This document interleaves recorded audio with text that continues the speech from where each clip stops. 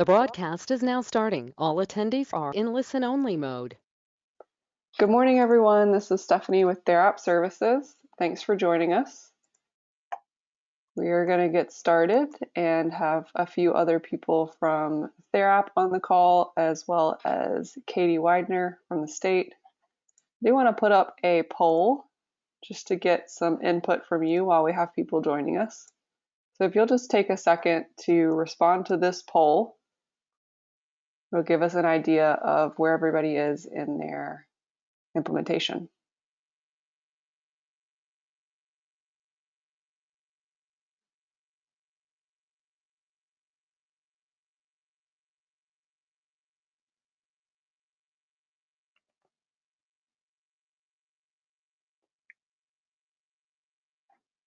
And for those of you that are just joining us, we have a poll up. If you'll just take a second to respond to that.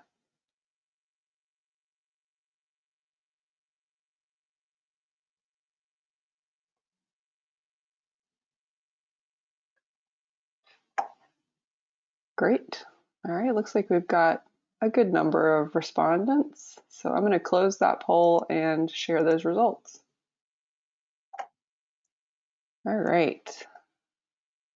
So we've got a good number of people that are still in that training process.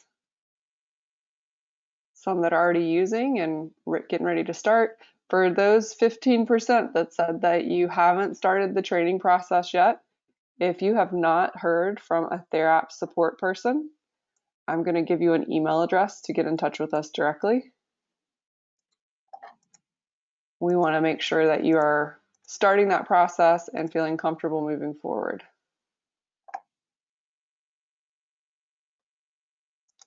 I do have one more poll.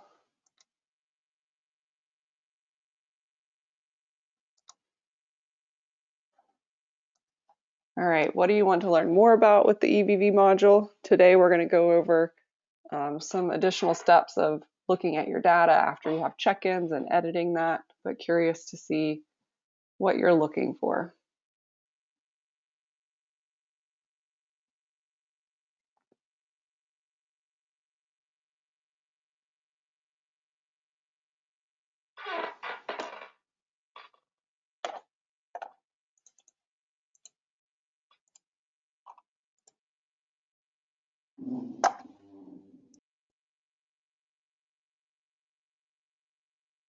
All right, thanks for your responses there. I'm going to go ahead and close this poll and share those results. So we are going to look at editing schedules today. Can also talk a little bit about creating those schedules. We are going to show you an idea of what it's going to look like to get your data from Therap to TELUS. But for those of you that are concerned about the TELUS billing process, you want to make sure that you're attending those trainings that TELUS is putting on for the billing and claims process.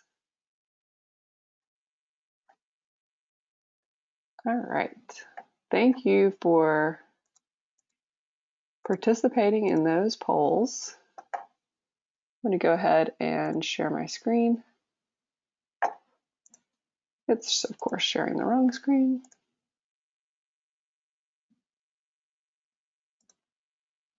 There we go. All right. So just remember, you do have a questions section here where you can put any questions and we will either respond in text or we can read them out on the call together.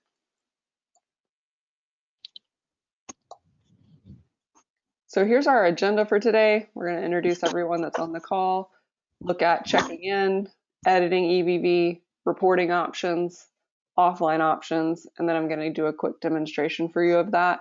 And then, of course, we have the opportunity for questions and answers at the end. Katie, if you are available, do you want to speak to this slide and any other information you have to share? Yes, can you hear me all right? Yes. Great. Hi everyone, my name is Katie Widener.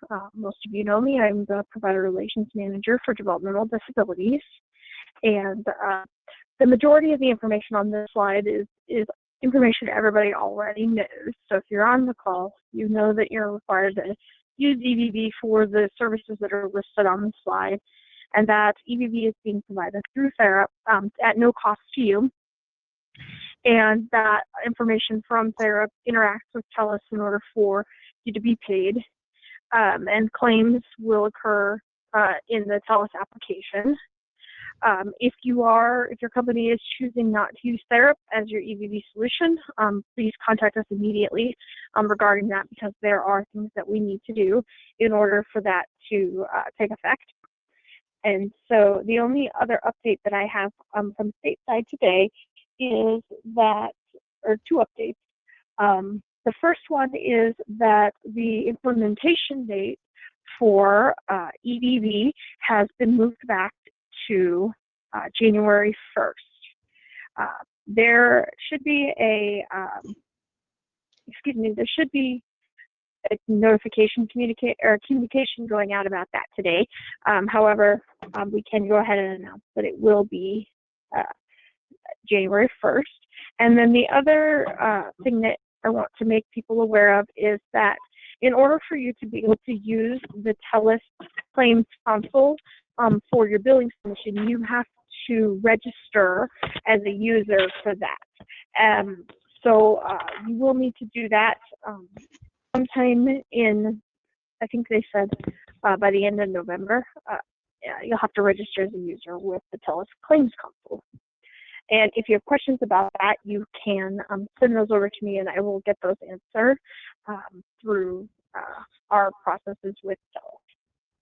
And that is all I have today. Are there any questions from me?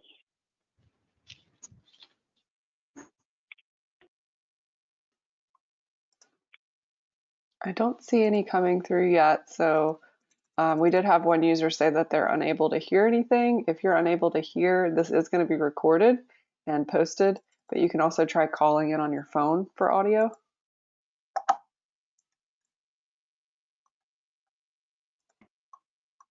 All right. Well, I will be on the entire presentation. So if there are questions that come up later, I will be around to answer them. And thank you very much. All right. So we do have a couple questions, Katie. Excellent. So earlier they said you could register after October 24th in TELUS. That's from Nancy. I don't know if you know anything about that. Let's see. Sorry, I'm trying to pull up the question so I can actually see it. Okay. I'm not sure about the date that you can begin to register in TELUS. That is not something I know, but I will write that question down, and then we'll get that information out to everyone.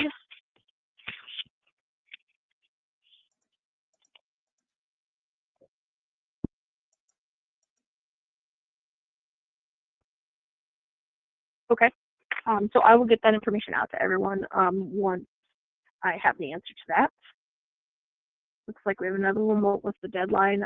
Again, I'll get the date to start and the deadline for sure out to everyone. I believe that they wanted to have everybody registered by the end of November, but I will check on that deadline specifically and let everyone know. How do you register with TELUS for the claim console? If you go to the overall DHHS EVV website, that information should be there.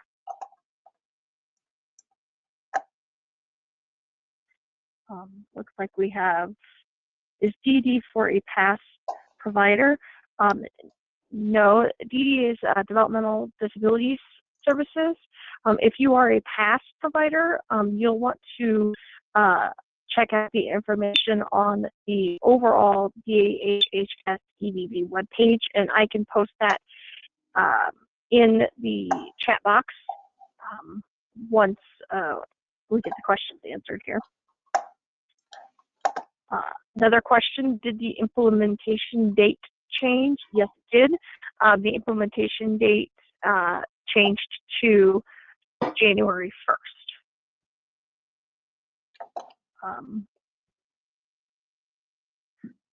Another question, we are only able to work on a schedule one at a time in our area. Marty, I am not sure what it is you're asking. Could you maybe give a little bit more information?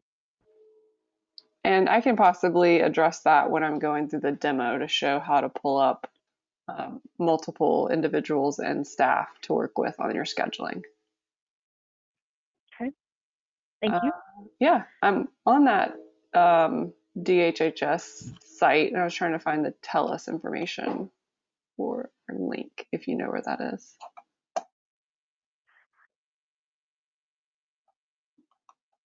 I'm not sure what you said, Stephanie. You kind of cut in and out. Oh, sorry. The page that she has up is the overall DHHS EVV page, and there's a lot of information about that. Somebody had asked a question, is that date for the PATH program too? I'm not entirely sure, but the implementation dates, the new ones, should go out on the website soon if they're not already on there. And otherwise, you should be getting emails from the overall EVV project about the different implementation dates for the different service types.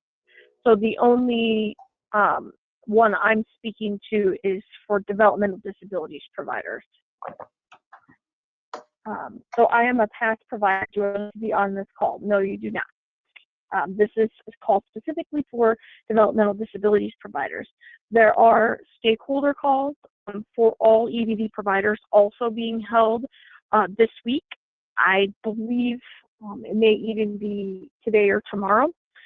So please check the EVV website, and that information is on there.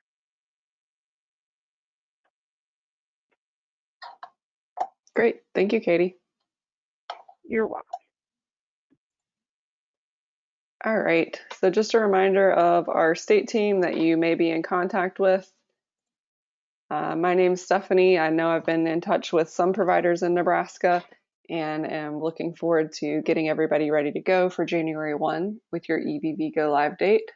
You may also be working with Tracy Linko, who is probably familiar to you in Nebraska already with your previous implementation. We're also joined today by Justin Brocky, who's going to be available to answer any questions. We've got our great support from Calvin.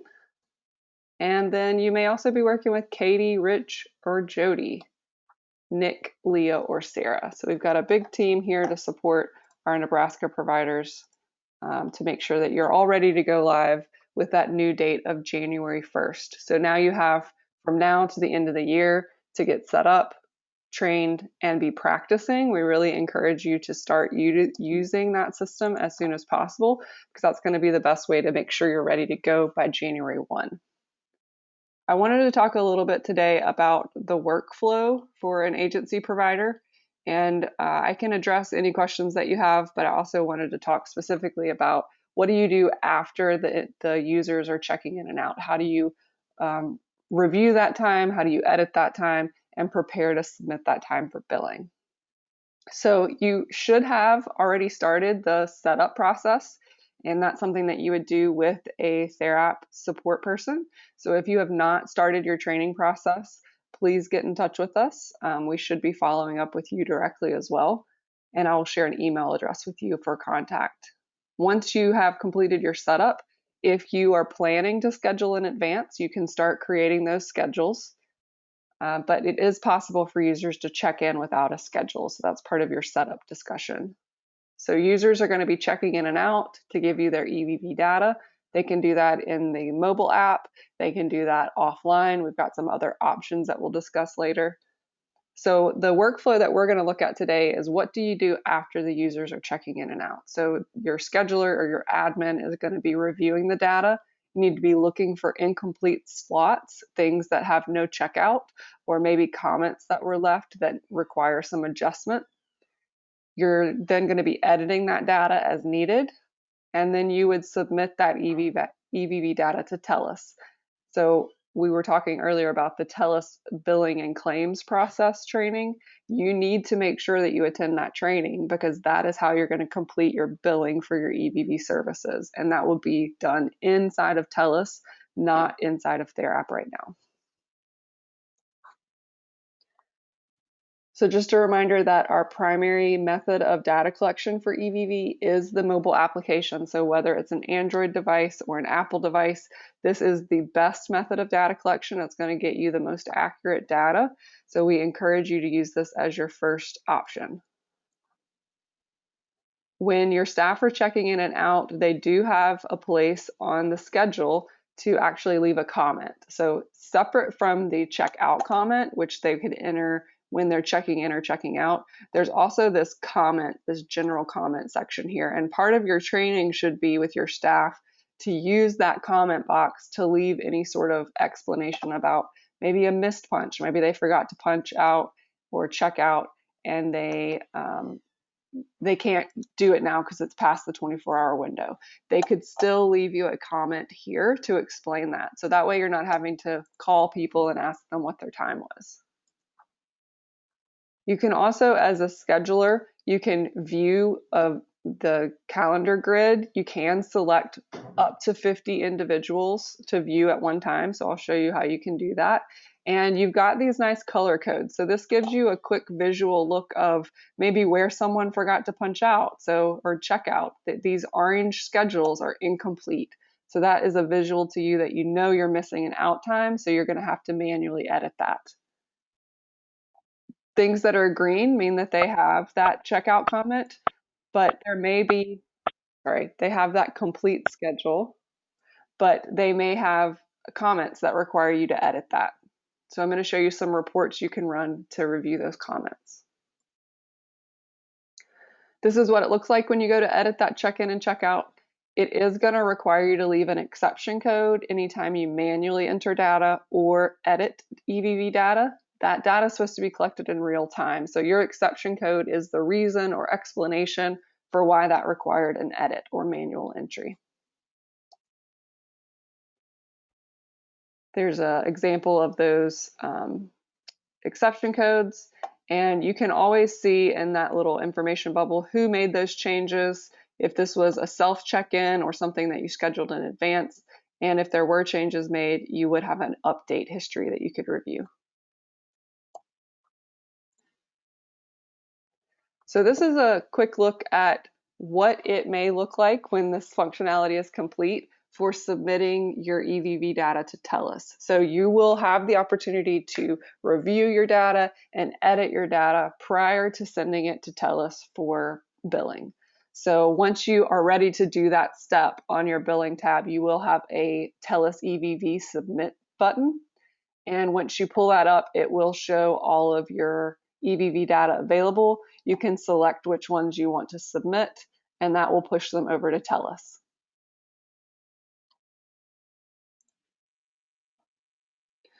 There are some other options for checking in. If you are using the mobile app but you don't have connectivity, you can use the offline application. This does require some pre-planning, so you would need to make sure that you have configured your offline EVV, and that's just setting your PIN. So we've got some user guides that show how to do this, and I'll go through it during our demonstration. Please let me know if you have any specific questions that you want me to address.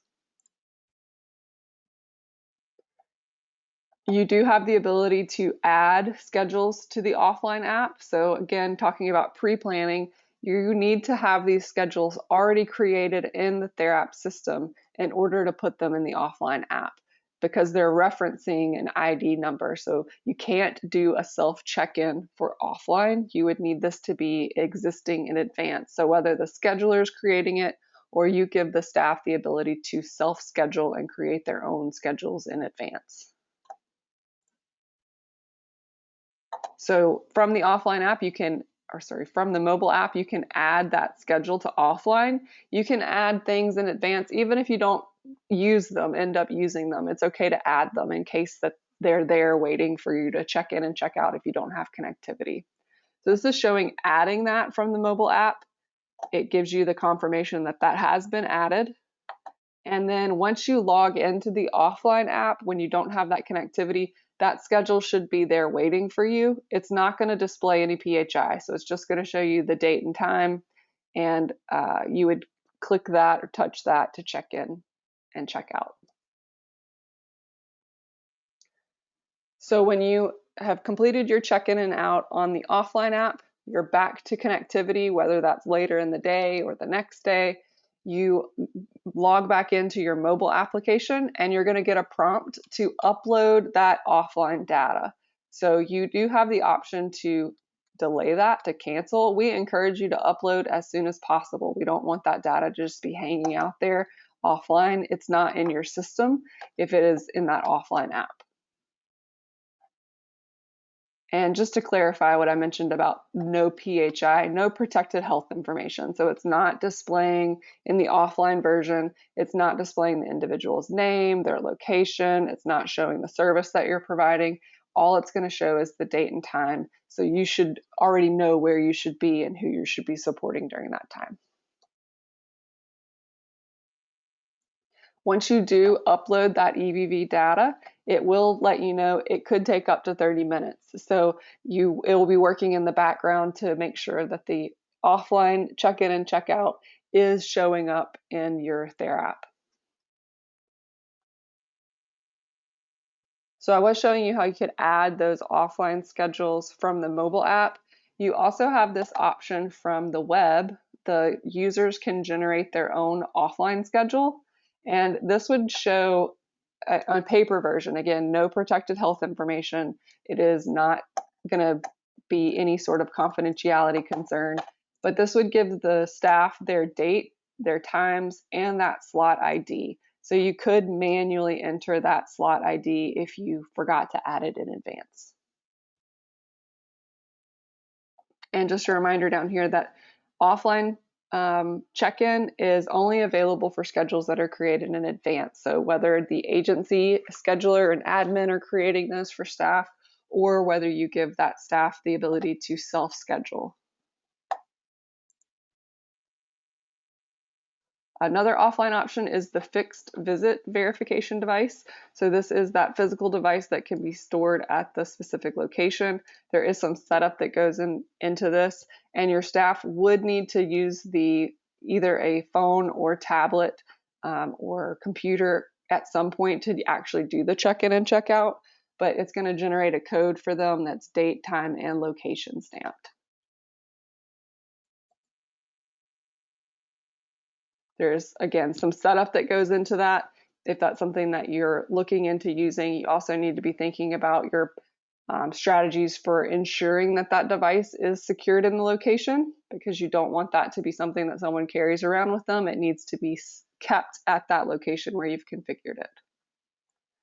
When your staff come back to check in, it can be a self check-in, or it could be a check-in on a created schedule that was created in advance.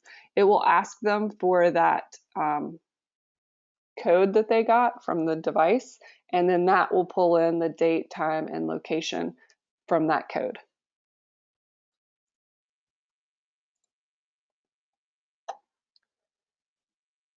Another option, which is probably lower down on the totem pole of priority here, would be the IVR, or the interactive voice response. This is the ability to call in on a telephone.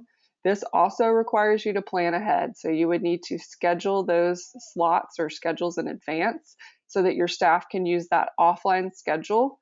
That offline schedule would have the phone number that they need to call, their personal PIN number, and they would use their residential phone when they're at the location of service delivery to call in. The only information that's going to be displayed from IVR is the date, time, the staff, and the phone number that they've called from.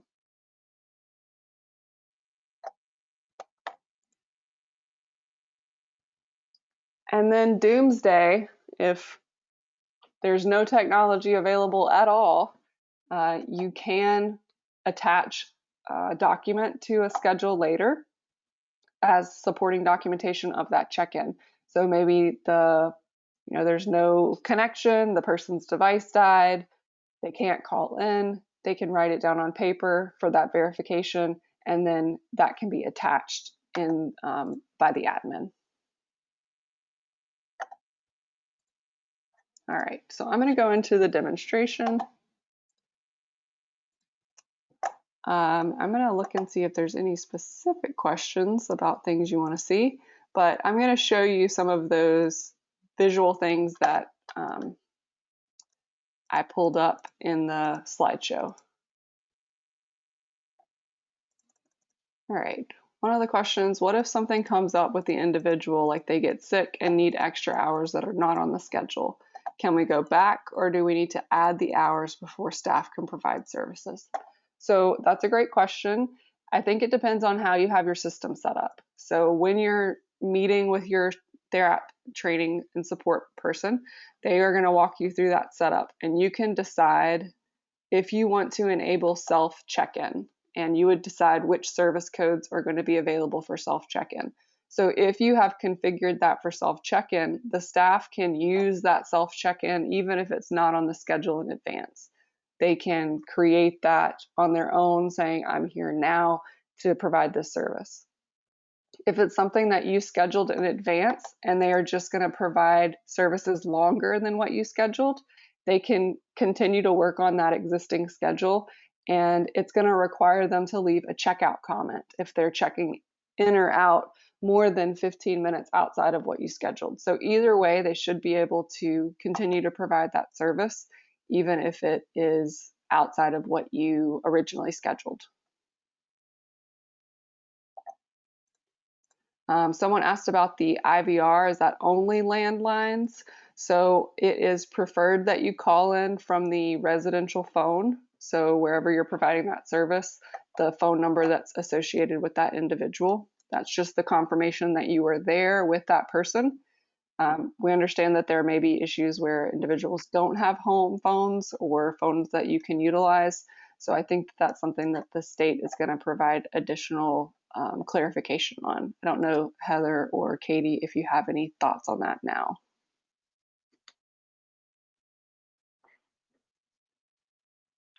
Stephanie, I apologize. I was multitasking and I did not hear the question. No worries.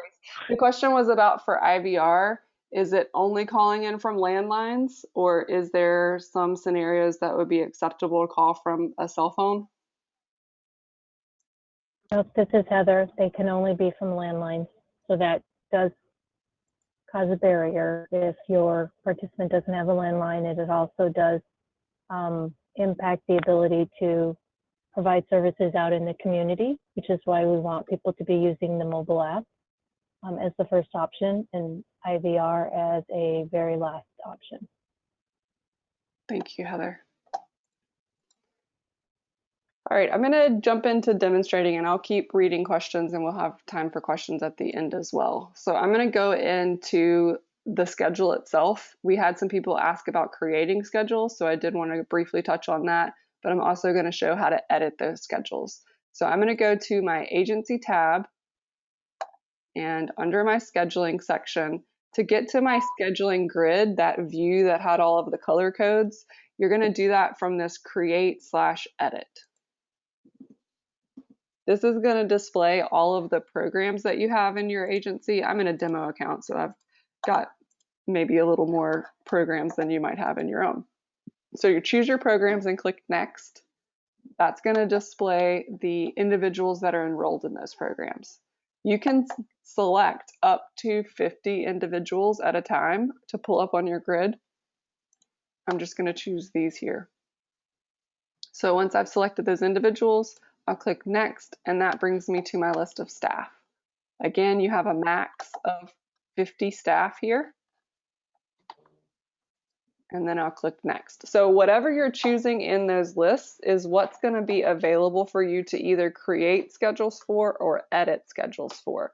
So if you're only wanting to work on one individual and one staff, you can just select those specifically. However, if you're wanting to create schedules for multiple people on the same screen or edit schedules, you can select all of those individuals and staff that you need to work on. So here we are on our grid. We've got our color codes up here at the top. On the left-hand side, I see all of those individuals that I chose. And up here on the left, I have some other perspectives. So if I switch to staff, I can also see all of the staff that I selected. You can also go to a week or month view. And that's when you can start to see all of those color codes here.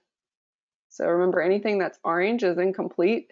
So if you're looking at this as a scheduler to see what you need to edit, and you may want to do this at the end of every day or the end of every week, you know, the longer you wait, the more there's going to be to fix. So if you see something that's orange, you could double click on that and see what's missing. So the nice thing is this staff person left a comment. So that's part of that training process. If your staff are unable to check out, maybe they forget to check out and they go past that time period, it's not going to allow them to check out any longer. So they can still leave a comment so that you don't have to hunt them down and find out when they actually left. So we know this person forgot to check out. They left at 6:15. So what I can do is click edit here, and that will allow me to enter that out time manually. So this was on the 1st, and they left at 6:15. Using this clock section, I recommend clicking on the numbers because it gives you every hour and then every 15 minutes. Just makes it a little faster than having to use those up and down arrows. So I've put in manually here. It's not going to have any geolocation data because you're manually entering this. And I do have to give an exception code. So in this case, I know that they forgot to check out, so I can choose that option and update. So what that will do is reflect that correct time. So now I can use this for my billing time, but it also has that exception associated with it to explain why there is missing EVV data. So just remember that edit section is actually within this table where you see their time in and time out. The larger edit section, this is where you could go and attach one of those documents if you had any supporting documents for that. And once you've added that missing time, you'll see that color changes. So it's now showing that it's complete. And that just gives you, again, another visual way to see what's going on with your schedules. And you can go back to previous months and look at this as well. So as an admin, there's no limit on when you can go back in and edit that time. All right, I'm going to go back to the individuals view and show you what it looks like to create a schedule, since we had some questions about that. If you've brought or selected multiple individuals here, then that would give you the option to create schedules for individuals on the same screen instead of having to pull up one at a time. So for Royce, maybe I'm going to start providing him a service, 10:30 till 2. I can click and drag that. If you don't get your times exactly correct, you can come in and use that clock. So I need to specify which program, which service, and which staff is going to provide that service. When you're looking at scheduling in advance for your staff, over to the right of their names, you will have their counts of how many hours they've already been scheduled for the day and the week. So you can see beside my name here, I've already been scheduled for 5 hours this week, but nothing for today. So that's just a point of reference for you as you're selecting staff to know where they are with their schedules already. When you're creating those schedules, you do have some start addresses here that you can pull from the individual data form. The start and end address are optional, and that's only if you're needing to communicate where they should be beginning this service. So if you wanted to choose that person's residential address, you could pull that from that start address dropdown. And then lastly, you have a note. So you can give some prompts or reminders for that staff. This is only if you're scheduling in advance. So I'm going to click approve. That schedule appears there now. So I'm done with Royce. I could move on to my next individual to create that schedule.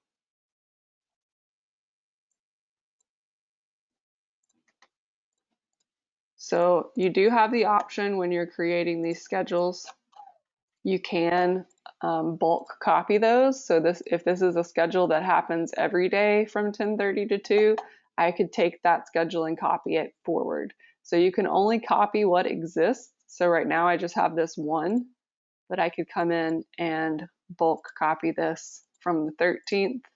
I'm choosing what I already have to look at. I'm copying from the 13th. I have Royce and Charles here, but if I was only looking for Royce, I could use my filter to narrow that down. So if you've got a lot of other options showing up. So I'm copying this exactly, the date, the time, the service, the staff, the note, all of that's going to copy over exactly. And I'm going to copy this to tomorrow.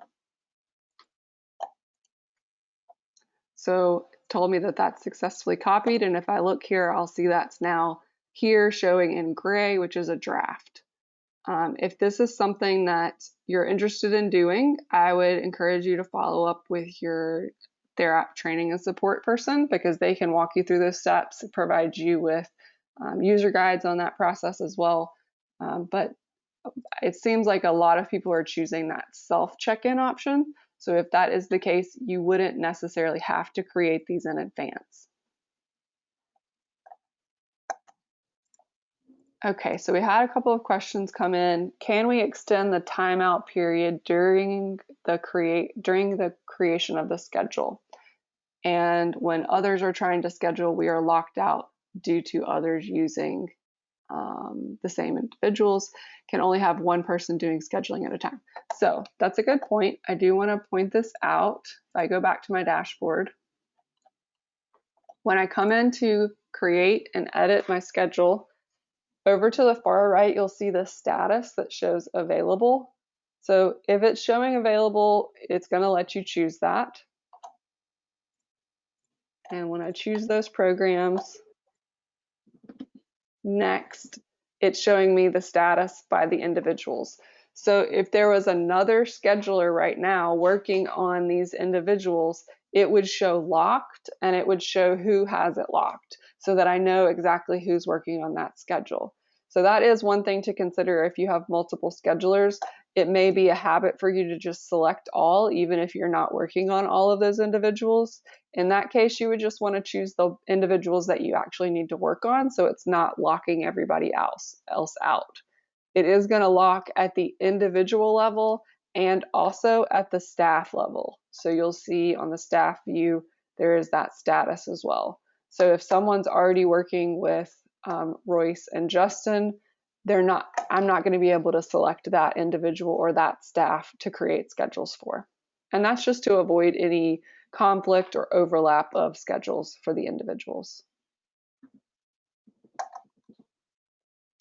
You do get a timeout on your grid here. So if you have this open, maybe you get distracted or you're working on different things, it will time out. And when you go to do an action, you can get an error that says you need to have a lock on your selection. Basically, that means your session's timed out. So you would need to go back out and come back in to that schedule to reload it.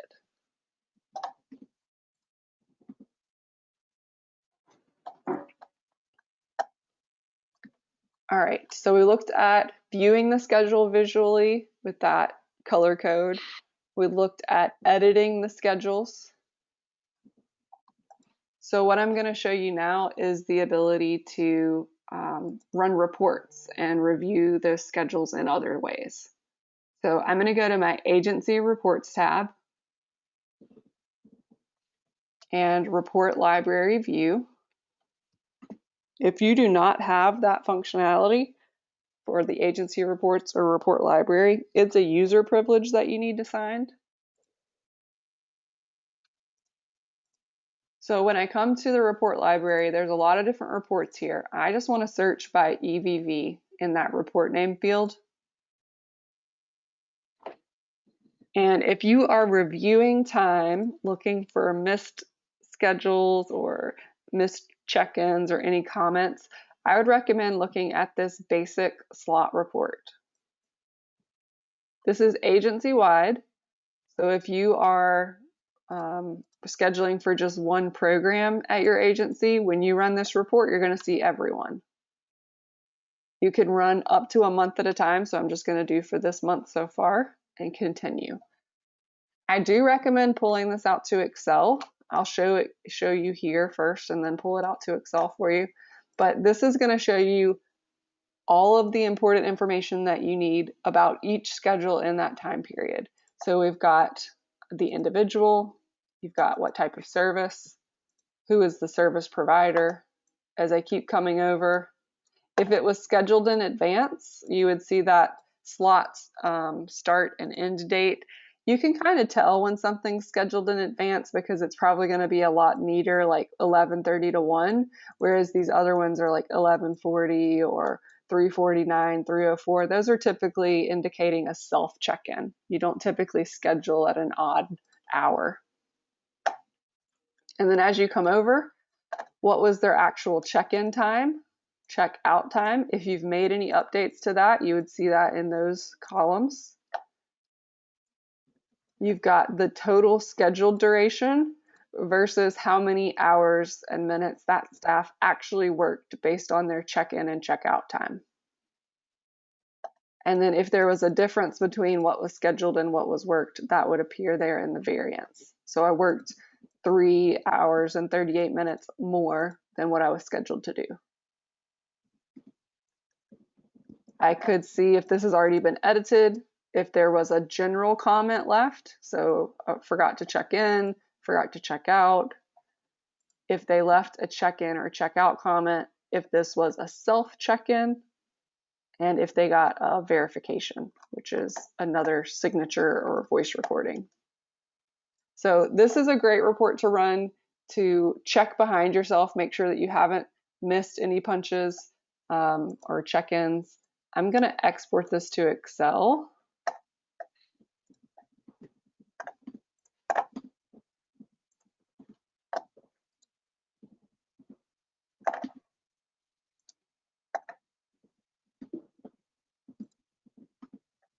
And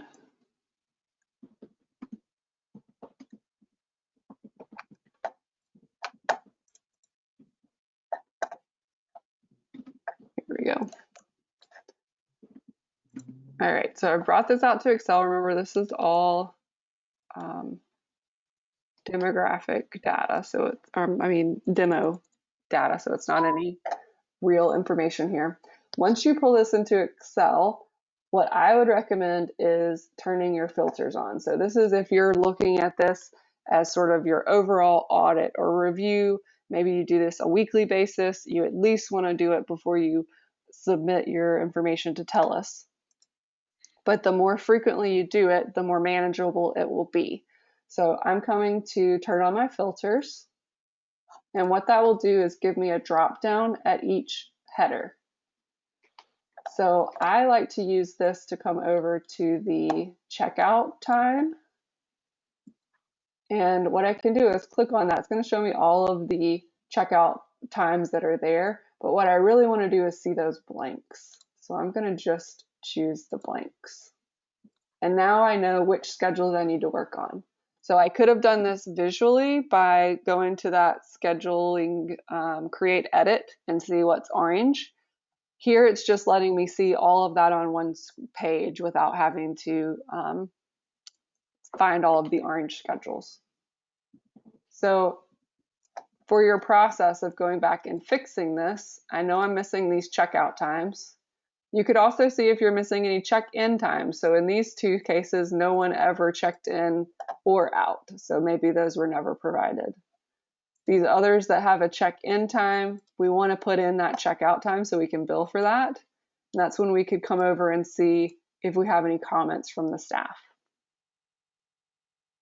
So for this one, they forgot to check out. They left at 3:30. So here's what I would do to repair this or fix this. I'm going to go all the way back to the left-hand side, and you will have the form ID, which is the specific unique identifier for that schedule. So instead of having to go back and search by Royce or search by service or staff, I can go pull up this exact schedule by using that form ID. So let me go show you that. So I'm on my agency tab. I'm going to go to schedule search. And when I get here, I have a form ID section. So I would just copy and paste that form ID here. Now, one thing you want to be careful about is it automatically defaults to a date period, so you may want to make sure that matches what date you were searching. All right, so here's my schedule. And now I could go in and enter that time that's missing through that same process. So whether you're using the scheduling view, where you see that grid and you see all of the different color codes, you can edit from there. If you're using your report, you can copy that form ID and search for that. And you can also edit from the search. So whichever process works better for you, you may end up switching between the two processes based on what you're trying to do.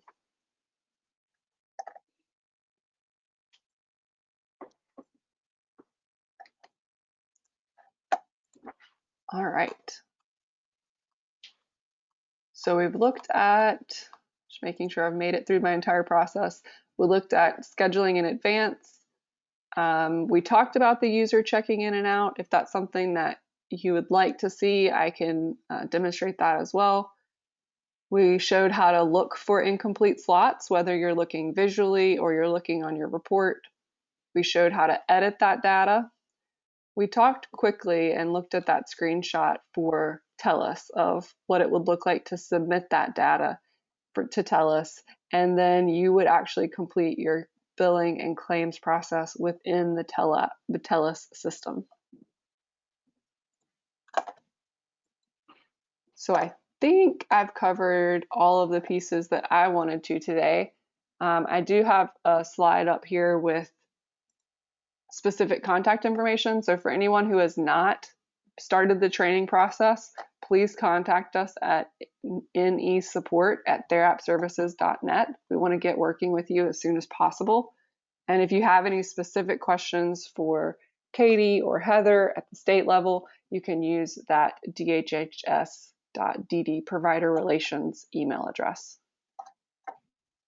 But I'll open it up for questions to see if there's anything else we need to address today.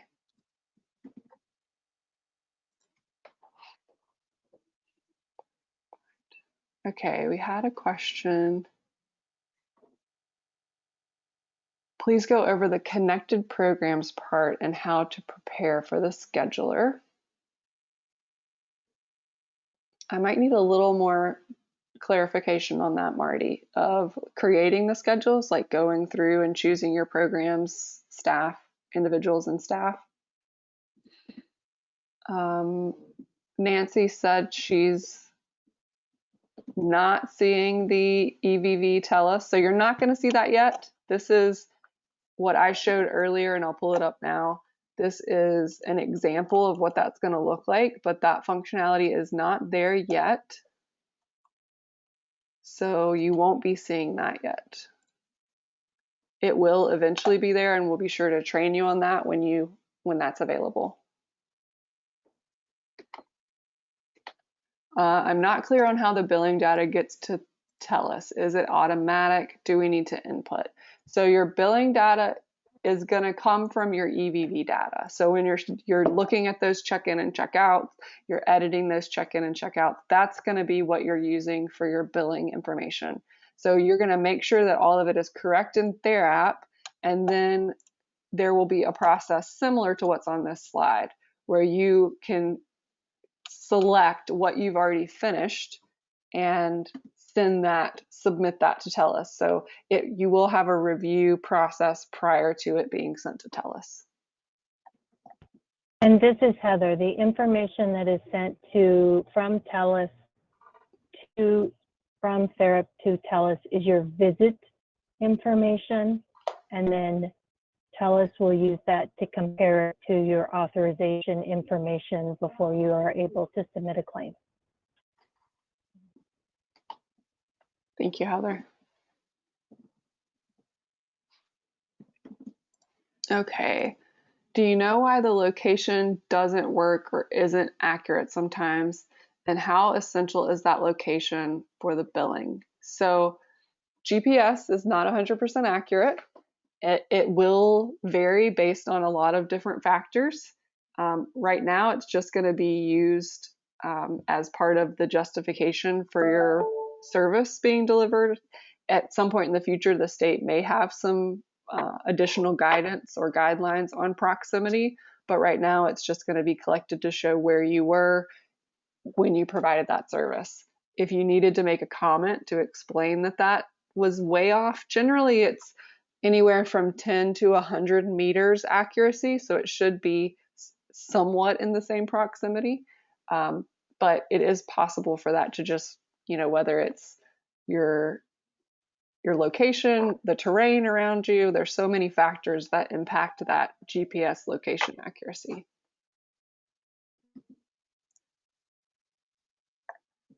Having staff use the scheduling and self check-in process now will not negatively impact any billing at this time. So that's correct. Right now, none of your authorizations are going to be checking for EVV data. So we want you to start using that EVV then scheduling module so that you can feel comfortable with it, so your staff can feel comfortable with that check-in and check-out. But there will not be any billing generated from your check-in and check-out times for EVV until the new year with that January 1 go live date.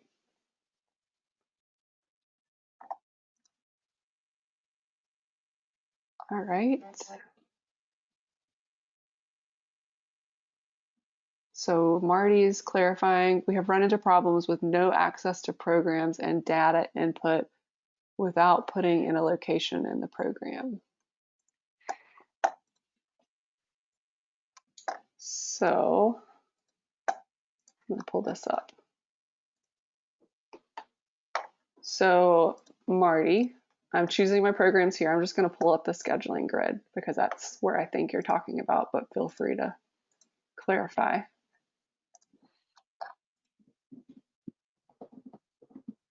Are you referring to the location that you put on the schedule itself?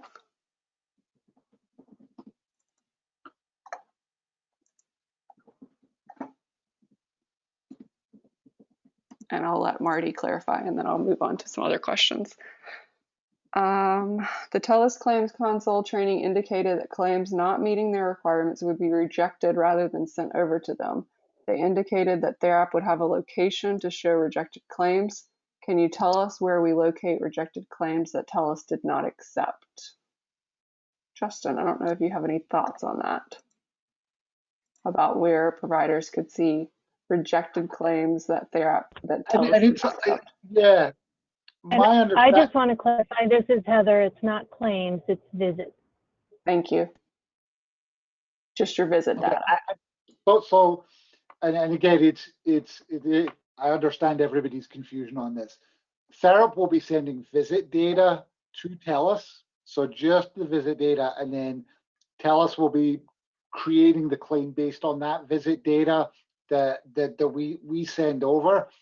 As it stands at the moment, the way the TELUS interface works, they're not able to send back to us if that visit got stuck. So that's why you do need to do the TELUS training on their claims portal, so you can go and do that. On the other hand, but as Stephanie was showing you, before you send your visit data over to TELUS, before you confirm that, you put in the appropriate exception code that's required. Let's say you've gone in and edited something, or it was a different location or something like that, then it should pass directly through TELUS. We do hope that in the future that interface is going to have more functionality, so you can do more at your end inside Therap. It's something we do in other states, but that functionality is not yet available to us from TELUS. And TELUS will send the claims data to NFocus, and if for whatever reason NFocus rejects that claim, that is available in the TELUS portal to be able to see that and to be able to do whatever necessary to fix that claim so that it can be resubmitted.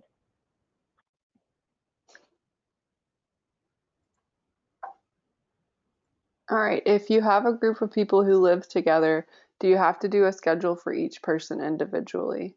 So if that group of people that's living together is receiving an EVV service then they would need to have an individual check-in. So remember, these are your EVV services that you're going to be having to be in compliance with.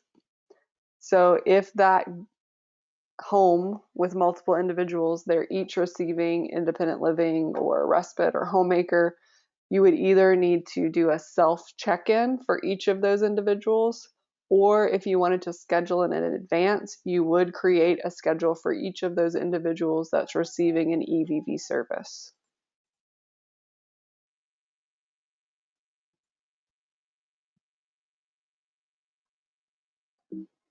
All right, are there pros and cons to linking the SCOM, TLOG, ISP data to EVV, or do you recommend we enable all those functions?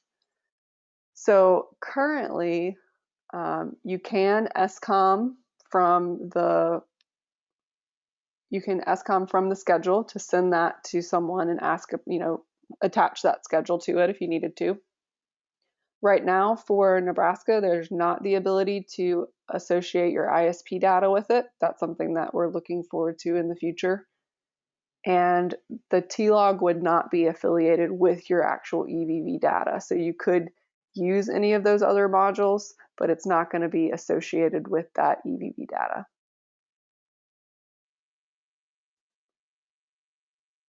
If staff started working by picking up the individual from work, do you need to wait to clock in at the house, or will the GPS be okay to clock in to the individual's work? So you should be, if you're providing a community service, whenever you begin that service, that's when you check in wherever you are. So there's not going to be any limitations or stops on where you can check in. If you are providing that service in the community, we want that location, understanding that not every service will start and end at the home.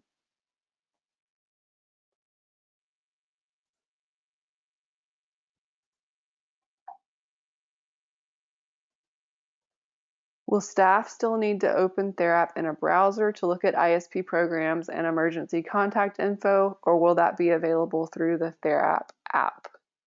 So you can access your ISP programs in the mobile application.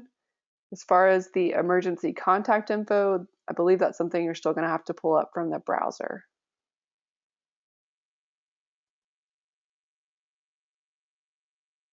You all have had some great questions. We have a couple of minutes left if there's any other questions out there.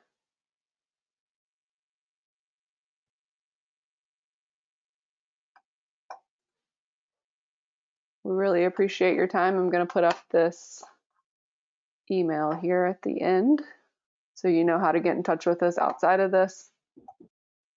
And just one more plea to those who have not started their training yet, please follow up with us today at anysupport@therapservices.net. And this is Heather. Just very quickly as we end it, I do want to provide one quick clarification. The fixed device, we're not offering to the agency providers because there is an additional cost to the state for those fixed devices. We are only offering the fixed device to our independent providers. Thank you, Heather.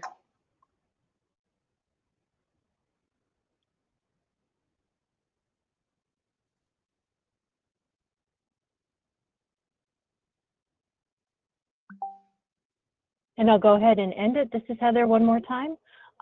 Thank you everyone for joining us, and we will be scheduling another provider presentation in November, and at that time we will make sure that we go over all of the pertinent information you need to know to be able to get ready to go live in January. We are creating kind of a checklist per se of here's everything that you need to be able to go live January 1. You need to download the mobile app. You need to reach out to Therap if you don't have your training done yet. Attend the TELUS console, claims console. So it's really just from the beginning to the end, everything you'll need to know to go live, and that will be something that we'll review in the November provider presentation, and then probably again in the December provider presentation. So thank you, everyone. All right, and it looks like we do have one last question that got in just under the time. What about group auths? How would staff check in and out with a group auth? So my understanding is that it may be a group rate, but each individual would have their own specific authorization, and you would still need to check in and out for each specific individual in order to bill that for that person. That's correct. Great. Thank you all for your time. Feel free to get in touch with us with these emails if you have any other questions. If not, we'll talk again soon. Thanks, everyone.